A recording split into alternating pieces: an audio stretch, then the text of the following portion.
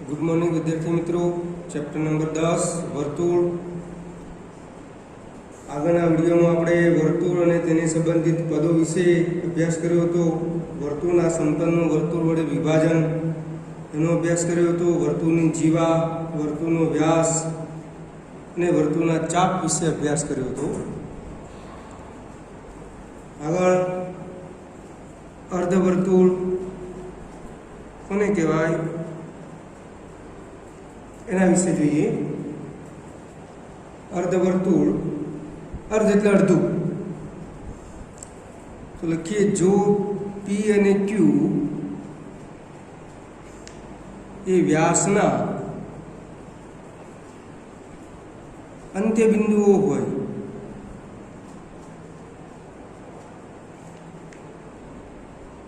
અંત્ય બિંદુઓ એટલે કે છેડા ઉપરના બિંદુઓ। જો P અને Q એ વ્યાસના અંત્ય બિંદુઓ હોય ત્યારે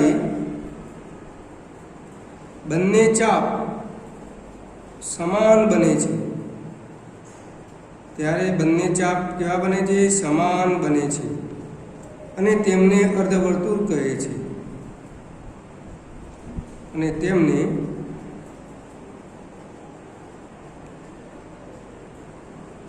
અર્ધવર્તુળ કહે છે। તો વિદ્યાર્થી મિત્રો, અર્ધવર્તુળ એટલે P અને Q એ વ્યાસના અંત્ય બિંદુઓ હોય ત્યારે બંને ચાપ સમાન બને છે અને આ જ્યારે ચાપ સમાન બને છે એને અર્ધવર્તુળ કહેવાય છે। તો વિદ્યાર્થી મિત્રો, અર્ધવર્તુળ વિશે ખ્યાલ આવી ગયો છે। એની આકૃતિ દોરીએ। આ વર્તુળનું કેન્દ્ર O, કેન્દ્રને આપણે O તરીકે દર્શાવીએ છીએ। શું કહે છે? P અને Q એ વ્યાસના અંત્ય બિંદુઓ હોય, વ્યાસ કેન્દ્રમાંથી પસાર થતી જીવાને વ્યાસ કહે છે। તમે જાણો છો એટલે P અને Q,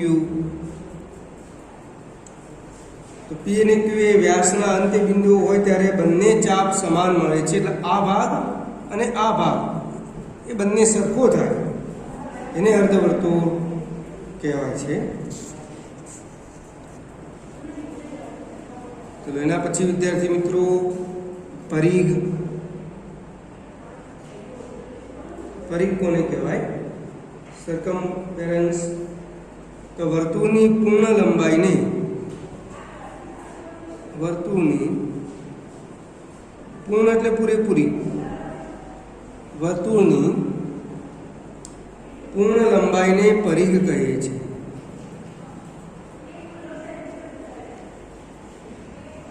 આપણે એને આકૃતિ દોરીએ।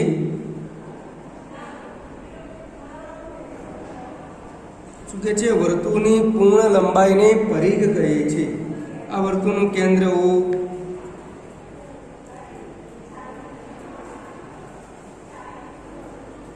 અહીંયા આપણે બિંદુ લઈ લઈએ। આ P બિંદુ લઉં, આ Q, અહીંયા R અને S। તો વિદ્યાર્થી મિત્રો, આકૃતિ ઉપરથી કહી શકીએ કે P, capital P R Q S સુધીની લંબાઈ, P R Q S સુધીની લંબાઈ એ વર્તુળનો પરિઘ છે। પરિઘ એટલે પૂરેપૂરી લંબાઈ, એને વર્તુળનું શું કહેવાય છે? પરિઘ કહે છે। એના પછી જોઈએ વૃત્તખંડ।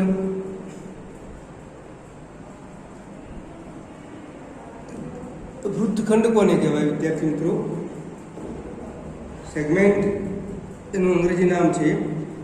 તો વૃત્તખંડ એટલે જીવા અને તેના બંનેમાંથી કોઈ પણ ચાપ વચ્ચેના, જીવા અને તેના બંનેમાંથી કોઈ પણ ચાપ વચ્ચેના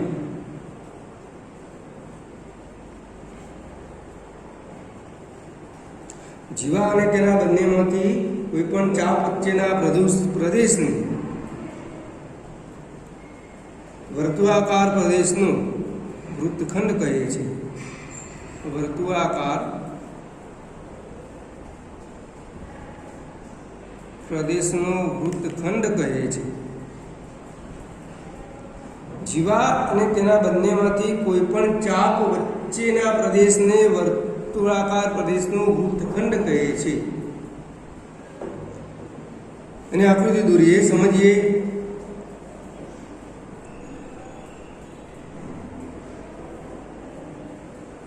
આ એક વર્તુળ છે જેનું કેન્દ્ર, આ ટપકો દર્શાવો એ વર્તુળનું કેન્દ્ર છે. શું કહે છે? જીવા અને તેના બંનેમાંથી કોઈ પણ ચાપ વચ્ચેના પ્રદેશને, તો વર્તુળને એક જીવા દોરીએ. આ વર્તુળ ઉપરના બે બિંદુઓ લેલું પી અને ક્યુ, તો આ વર્તુળની જીવા કહેવાય. ક્યુ એ વર્તુળની જીવા થશે. તો જીવા અને તેના બંનેમાંથી કોઈ પણ ચાપ વચ્ચેના પ્રદેશને એનો વૃત્તખંડ કહે છે. તો અહીંયા જુઓ, બે ભાગમાં મળશે તમને વૃત્તખંડ. એક આ ભાગ અને આ વચ્ચેનો ભાગ, પૂરો ભાગ. તો આ જે મોટો ભાગ છે એને મોટુંને ગુરુ કહેવાય. એટલે આ જે ભાગ છે એને કહેવાય ગુરુ વૃત્તખંડ. આ જે ભાગ છે આ અંદરનો, એને કહેવાય લઘુ વૃત્તખંડ.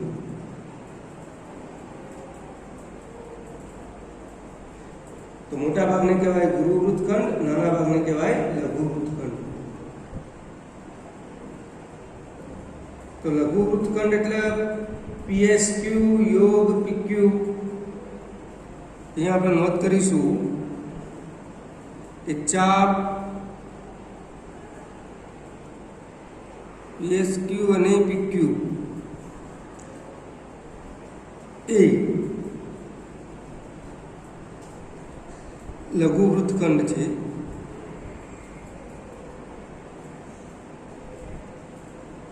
અને PRQ, અહીંયા આપણે એક બિંદુ લઈ લઈએ વર્તુળ ઉપર R, તો PRQ અને PQ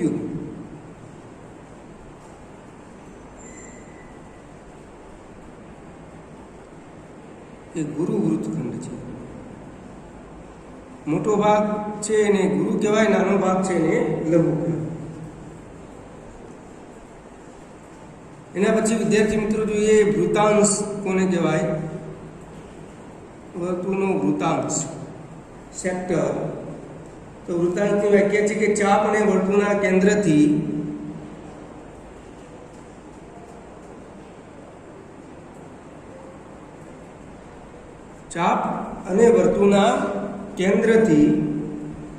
ચાપના બંને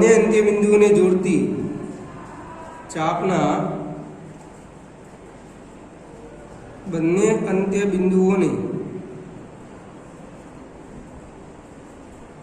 જોડતી બે ત્રિજ્યાઓ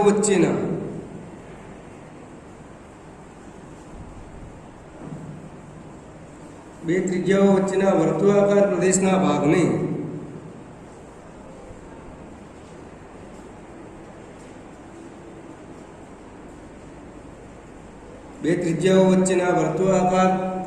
ભાગને વૃત્તાંશ કહે છે. શું કહે છે? ચાપ અને વર્તુળના કેન્દ્રથી ચાપના બંને અંત્ય બિંદુઓને જોડતી બે ત્રિજ્યાઓ વચ્ચેના વર્તુળાકાર પ્રદેશના ભાગને વૃત્તાંશ કહે છે. તો એને આકૃતિ દોરીએ. બે પ્રકારના વૃત્તાંશ આવશે, એક લઘુ વૃત્તાંશ અને એક ગુરુ વૃત્તાંશ. આ વર્તુળનું કેન્દ્ર છે એવું વ્યાખ્યા શું કહે છે? ચાપ અને વર્તુળના કેન્દ્રથી ચાપના બંને અંત્યબિંદુને જોડતી બે ત્રિજ્યાઓ વચ્ચેના આ વર્તુળ પરના બિંદુઓ છે P અને Q.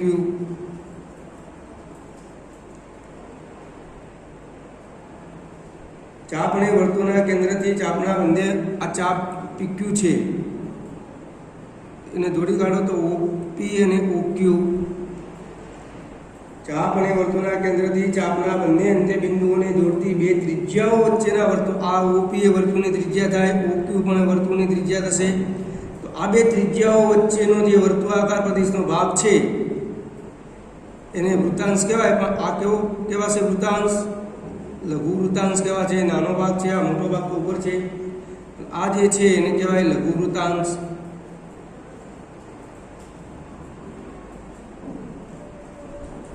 એ જ પ્રમાણે અહીંયા વૃત્તાંશ દોરીએ. કેન્દ્ર ઓ, આ વર્તુળનો ચાપ લીધો એટલે ક્યુ અને પી બિંદુઓ. આ ઓપી જોડીએ, ઓક્યુ જોડીએ, વર્તુળની ત્રિજ્યાઓ થશે. આ આર લઈએ તો આ જે ભાગ છે આખો મોટો ભાગ,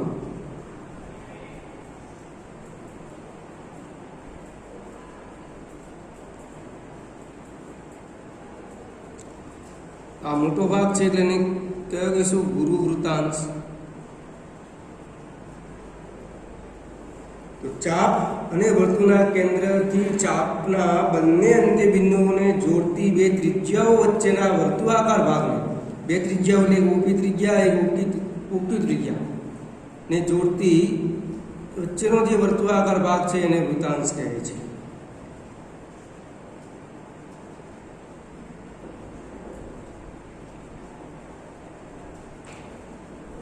વિદ્યાર્થી મિત્રો, ફરીથી વખત જોઈ લઈએ. અર્ધવર્તુળ જો પી અને ક્યુ એ વ્યાસના અંત્યબિંદુ હોય ત્યારે બંને ચાપ સમાન બને છે અને તેમને અર્ધવર્તુળ કહે છે. પરિઘ તો વર્તુળની પૂર્ણ લંબાઈને પરિઘ કહે છે. વૃત્તખંડ કોને કહેવાય? તો જીવા અને તેના બંનેમાંથી કોઈપણ ચાપ વચ્ચેના પ્રદેશને વર્તુળાકાર પ્રદેશનો વૃત્તખંડ કહે છે.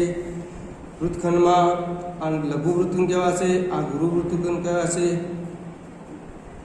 વૃત્તાંશ કોને કહેવાય? તો ચાપ અને વર્તુળના કેન્દ્રથી ચાપના બંને અંત્યબિંદુઓને જોડતી બે ત્રિજ્યાઓ વચ્ચેના વર્તુળાકાર પ્રદેશના ભાગને વૃત્તાંશ કહે છે.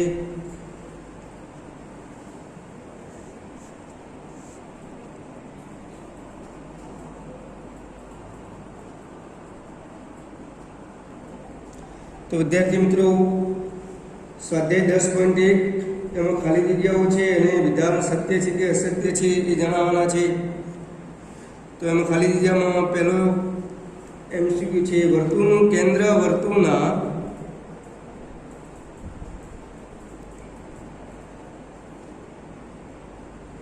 ખાલી જગ્યાના ભાગમાં હોય છે. તો વિદ્યાર્થી મિત્રો, તમે જાણો છો કે વર્તુળનું કેન્દ્ર એ વર્તુળના કયા ભાગમાં હોય છે? અંદરના કે બહારના?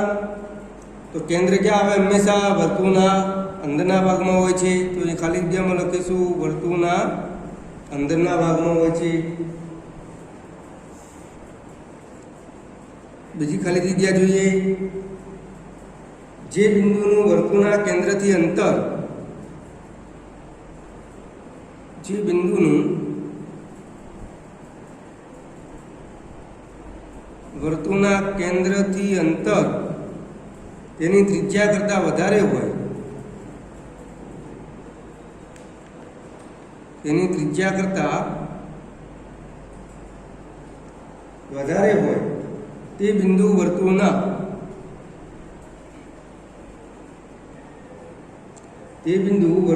ખાલી જગ્યાના ભાગમાં આવેલું છે.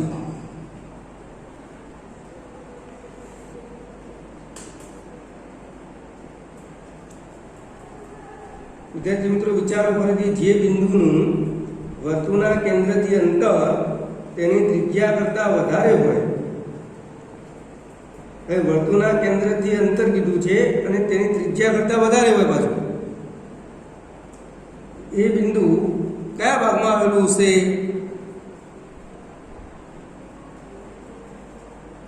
બિંદુનું વર્તુળના કેન્દ્રથી અંતર તેની ત્રિજ્યા કરતાં વધારે કીધું છે. તો ત્રિજ્યા કરતાં વધારે ક્યારે હોય કે એ બિંદુ વર્તુળના કયા ભાગમાં હશે? બહારના ભાગમાં હશે.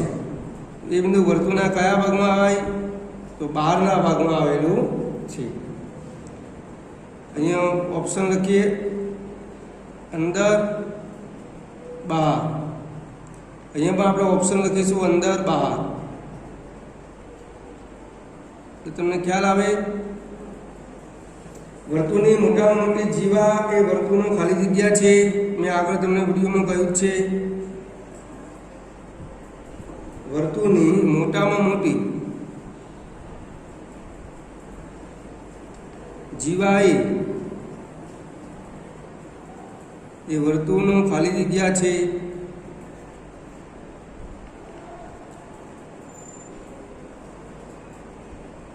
તેથી શું આવશે જવાબમાં? વર્તુળની મોટામાં મોટી જીવા એ વર્તુળનું શું કહેવાય છે? વ્યાસ કહેવાય છે. તમે જાણો જ છો.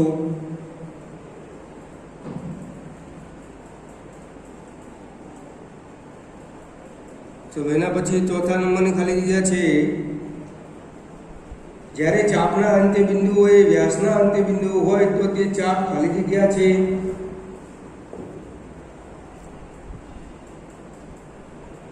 જ્યારે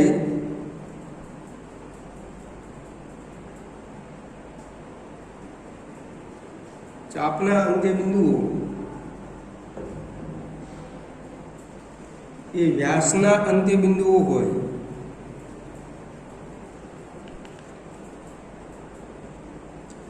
તો તે ચાપ ખાલી જગ્યા છે. શું કે છે? જ્યારે ચાપના અંત્ય બિંદુઓ એ વ્યાસના અંત્ય બિંદુઓ હોય તો તે ચાપ શું છે? પોતે જ્યારે ચાપના અંત્ય બિંદુઓ એ વ્યાસના અંત્ય બિંદુઓ હોય, વ્યાસ શામાંથી પસાર થાય? કેન્દ્રમાંથી પસાર થાય. એટલે તમે જાણો છો કે આપેલ વર્તુળના બે ભાગ થશે, તો બે ભાગ થતા હોય તેવા વર્તુળને શું કહેવાય છે? અર્ધવર્તુળ.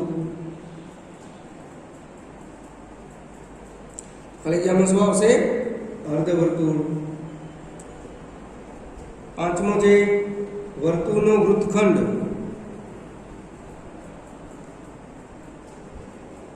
વર્તુળનો વૃત્તખંડ એ વર્તુળના ચાપ અને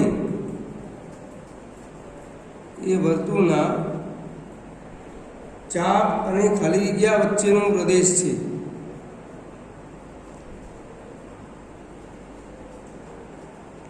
હવે વર્તુળનો વૃત્તખંડ હમણાં વાત કરી કે વર્તુળનો વૃત્તખંડ એ વર્તુળના ચાપ અને ખાલી જગ્યા વચ્ચેનો પ્રદેશ થાય. તો વૃત્તખંડ એ ચાપ અને અર્ધવર્તુળ વચ્ચેનો વર્તુળનો વૃત્તખંડ એ વર્તુળના ચાપ અને બીજા કોના વચ્ચેનો? જીવા વચ્ચેનો પ્રદેશ કહેવાય છે. આપણે વૃત્તખંડ વિશે વાત કરી છે. વૃત્તખંડ એટલે ચાપ અને જીવા એ વચ્ચેનો જે ભાગ આવે એને વર્તુળનો વૃત્તખંડ કહે છે.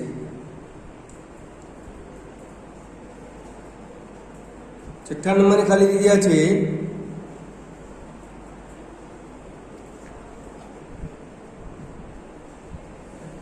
સમતલમાં આવેલું વર્તુળ. સમતલમાં આવેલું વર્તુળ તે સમતલના ખાલી જગ્યા ભાગ કરે છે.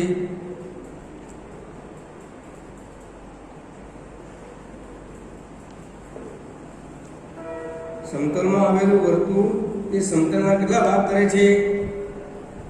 હમણાં પણ આપણે આગળના વિડીયોમાં જોયું તો 3 ભાગ કરે છે. વર્તુળના અંદરનો ભાગ અને વર્તુળના બહારનો ભાગ. ટોટલ ભાગ કેટલા આવશે? 3.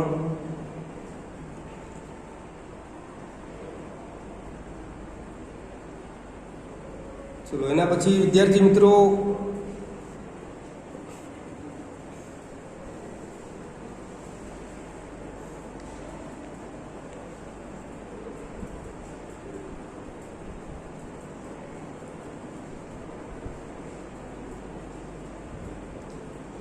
વિધાન અસત્ય છે કે સત્ય તે જણાવો.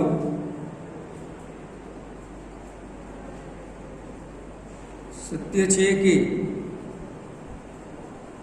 અસત્ય તે જણાવો.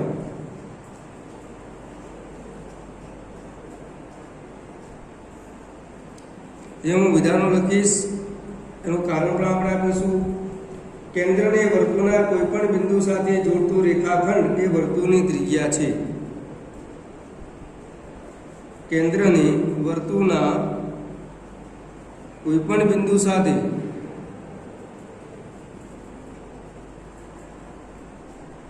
જોડતો રેખાખંડ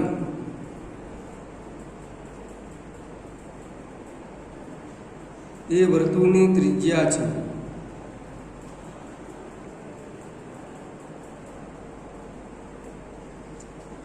તો વિદ્યાર્થી મિત્રો, આ વિધાન કેવું છે એ વિચારીએ આપણે. કેન્દ્રને વર્તુળના કોઈપણ બિંદુ સાથે જોડતો રેખાખંડ એ વર્તુળની ત્રિજ્યા છે. તો વિધાન કેવું છે? સત્ય છે. તમે જાણો જ છો કે કેન્દ્રથી વર્તુળના કોઈપણ બિંદુ સુધીનું અંતર એ વર્તુળની શું થાય? ત્રિજ્યા થાય. તો વિધાન કેવું છે? સત્ય છે. કારણ લખવું તો લખી શકાય, કારણ કે કેન્દ્રને વર્તુળના કોઈપણ બિંદુ સાથે જોડતી રેખાઓ એ વર્તુળની ત્રિજ્યા થાય. કારણ કે કેન્દ્રને વર્તુળના કોઈપણ બિંદુ સાથે જોડતું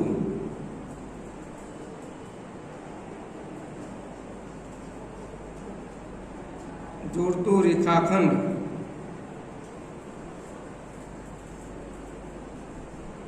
એ વર્તુળની ત્રિજ્યા થાય.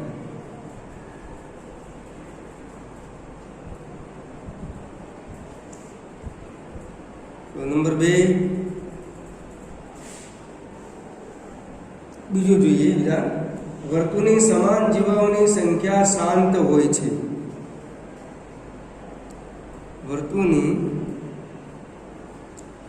સમાન જીવાઓની સંખ્યા શાંત હોય છે. આ શાંત શબ્દ ગણ પરિચયમાં આપણે ભણી રહ્યા છીએ. શાંત ગણ, તો શાંત એટલે ગણી શકાય.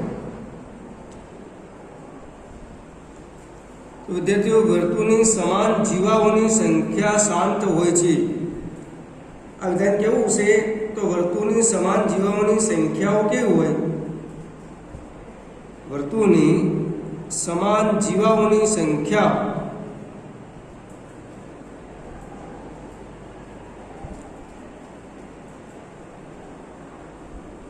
વિચાર કરીએ આપણે કે વર્તુળની સમાન જીવાઓની સંખ્યાઓ કેવી છે? હંમેશા શાંત હોય. નક્કી કરી શકાય કે ભાઈ 2 હશે, 5 હશે, 10 હશે, 20 હશે, 50 હશે? તો એ નક્કી કરી શકાય નહીં. વિધાન અસત્ય છે.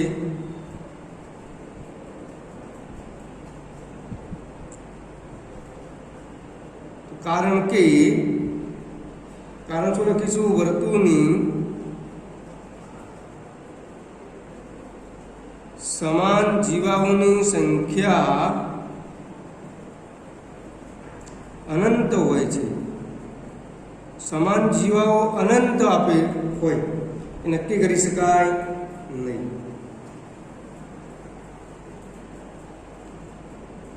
તો નંબર 3, જો વર્તુળને 3 સમાન ચાપમાં વિભાજિત કરવામાં આવે તો તે પ્રત્યેક ગુરુ ચાપ છે.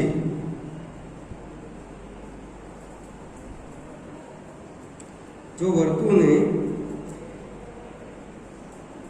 3 સમાન ચાપમાં વિભાજિત કરવામાં આવે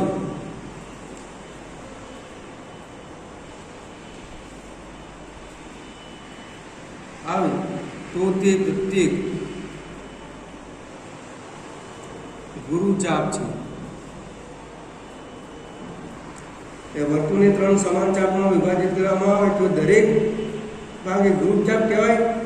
તો એ ગુરુ ચાપ કહેવાશે નહીં, કારણ કે જો વર્તુળને 3 સમાન ચાપમાં વિભાજિત કરવામાં આવે તો તે પ્રત્યેક ચાપ કેવો થઈ જશે? લઘુ ચાપ થશે.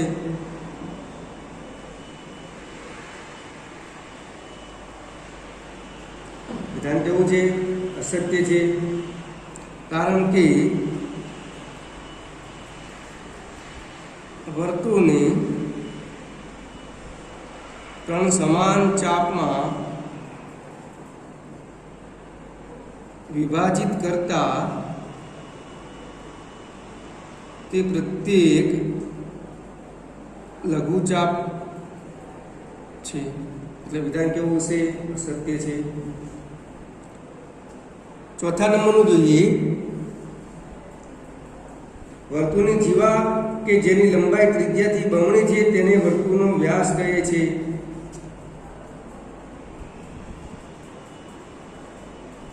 વર્તુળની જીવા કે જેની લંબાઈ ત્રિજ્યાથી બમણી છે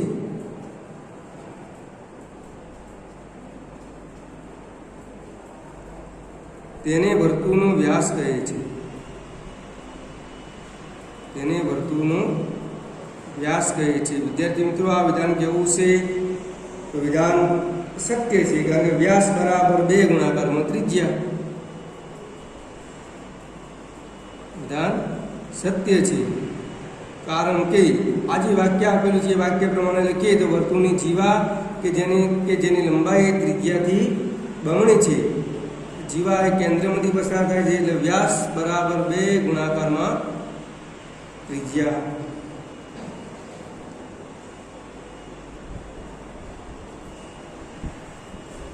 પાંચમા નંબરનું વિધાન જોઈએ વિદ્યાર્થી મિત્રો.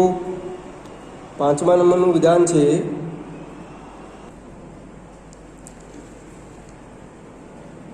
પાંચમો નંબર છે વર્તુળ એ સમતલીય આકૃતિ છે. વર્તુળ એ સમતલીય આકૃતિ છે. તો વિધાન કેવું છે? સત્ય છે.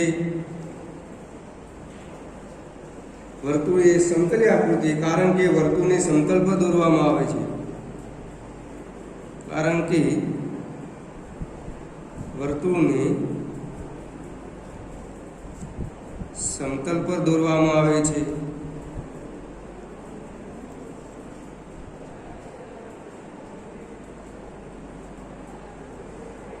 તો વિદ્યાર્થી મિત્રો, ખાલી જગ્યાઓ અને વિધાન સત્ય છે કે અસત્ય તે આપણને જોયું.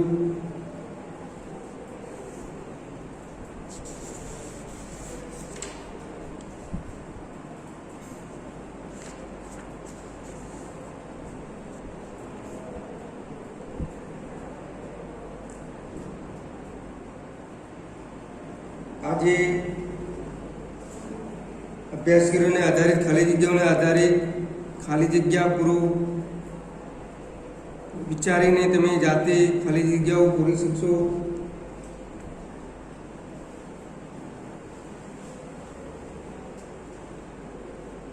પહેલી ખાલી જગ્યા છે વર્તુળની તમામ ત્રિજ્યાઓનો છેદગણ.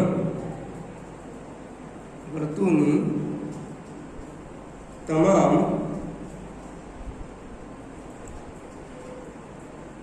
ત્રિજ્યાઓનો છેદગણ ખાલી જગ્યા છે. વર્તુળની બધી ત્રિજ્યાઓ તમારે વિચારવાની, અને બધી ત્રિજ્યાઓનો છેદગણ શું થાય એના ઓપ્શનમાં એ લખું છું. વર્તુળનું કેન્દ્ર. થોડું વિચારશો તો જવાબ તમને આપોઆપ મળશે. વર્તુળનું કેન્દ્ર અને વર્તુળનું વૃત્તખંડ.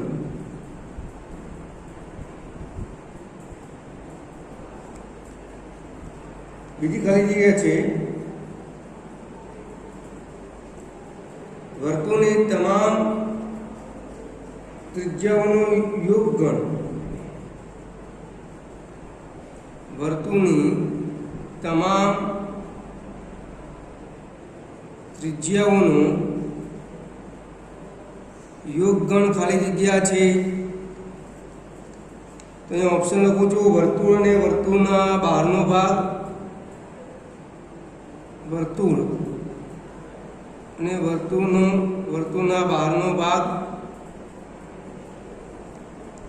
અને બીજો ઓપ્શન છે વર્તુળ અને વર્તુળના અંદરનો ભાગ. વર્તુળના અંદરનો ભાગ. યોગગણ કીધું છે એટલે વિચારવાનું છે. યોગ એટલે બધું ભેગું. ત્રીજો નંબર છે વર્તુળની મોટામાં મોટી જીવાનું માપ ખાલી જગ્યા છે. વર્તુળની મોટામાં મોટી જીવાનું માપ ખાલી જગ્યા છે. મેં તમને 2r અને πr મેં તમને કહ્યું હતું કે વ્યાસ બરાબર 2 ગુણાકારમાં ત્રિજ્યા થાય. ત્રિજ્યાનો સંકેત પણ મેં તમને કહ્યો હતો. એના આધારે તમારે જવાબ લખવાનો છે. વર્તુળ માટે વર્તુળાકાર ચાપની લંબાઈ ખાલી જગ્યા છે. વર્તુળ માટે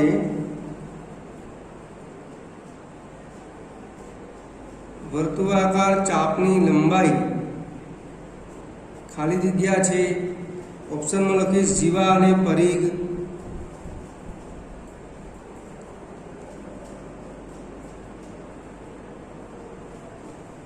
અને પાંચમું વર્તુળ પરના 3 ભિન્ન બિંદુઓ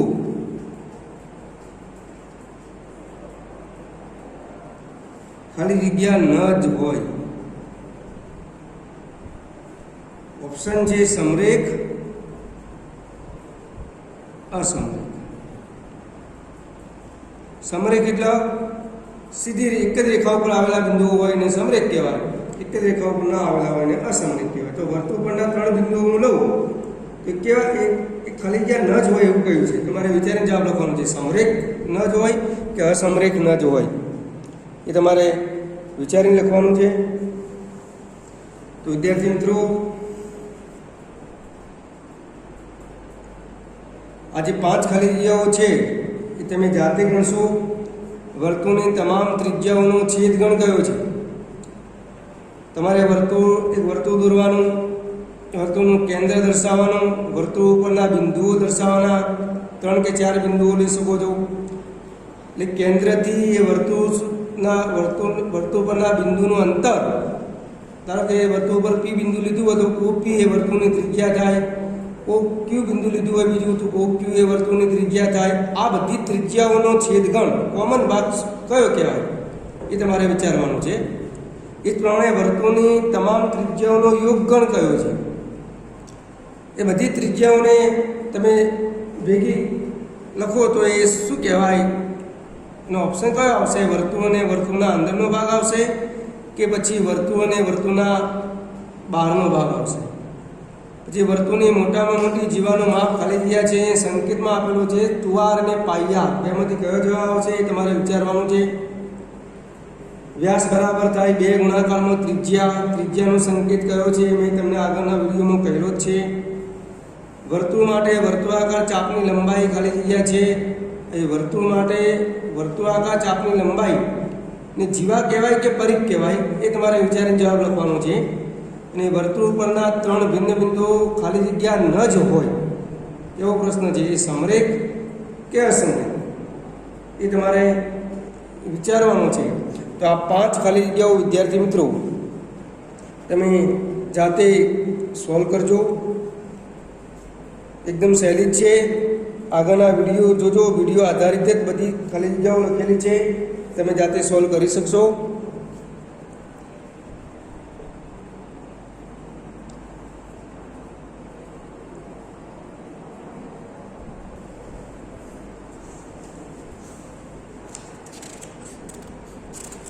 હવે પછીના જે લેક્ચરમાં સ્વાધ્યાય 10.2 આધારિત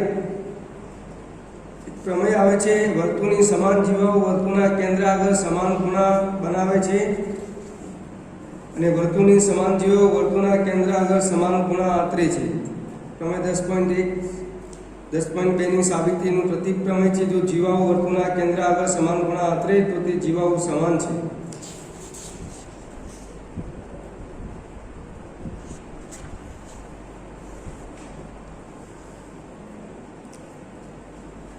ઓકે, ચલો, થેન્ક યુ.